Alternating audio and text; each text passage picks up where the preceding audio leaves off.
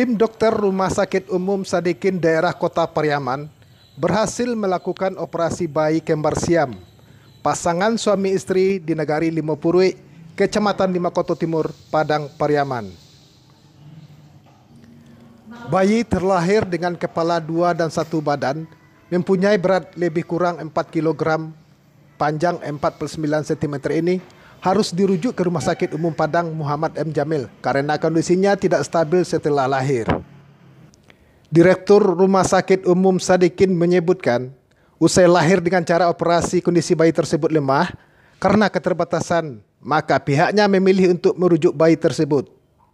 Sebelumnya sudah pernah dirawat di tempat kami karena muntah-muntah waktu hamil mudanya. Nah, kemudian dalam perjalanannya, karena juga kontrol di tempat kami, sudah direncanakan untuk melahirkan dengan cara sesar karena diduga oleh dokter kebidanan itu kehamilannya kembar dan bayinya letaknya sungsang, begitu. Maka direncanakan untuk melahirkan di tempat kami. Setelah dioperasi kemarin pagi sekitar jam 8 pagi, lahir ternyata bayinya kembar siam. Bayi itu dirujuk sudah harus dalam kondisi stabil. Jadi kami stabilkan dulu, berkomunikasi juga dengan RSUP Dr. N. Jamil sebagai pihak yang akan menerima.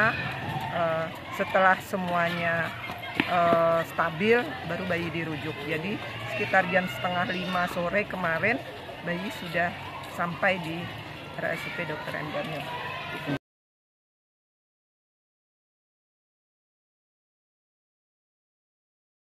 Lebih 4 kilo karena kan dia 2 bayi. Ya. Panjangnya sekitar 49 cm.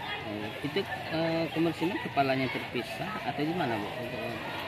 Kalau terlihat kasat mata dari sisi kasat matanya nih, Bu. Ya. Jadi kepalanya memang 2, badan 1, sampai dada itu 2, tapi perut ke bawah itu 1. Jadi Kakinya satu pasang, Bu, ya? Jadi keluarganya sekarang bagaimana, Bu? ada tadi Dari kan Kota ibunya masih Pariaman, dirawat di tempat kami. Minangkabau TV melaporkan.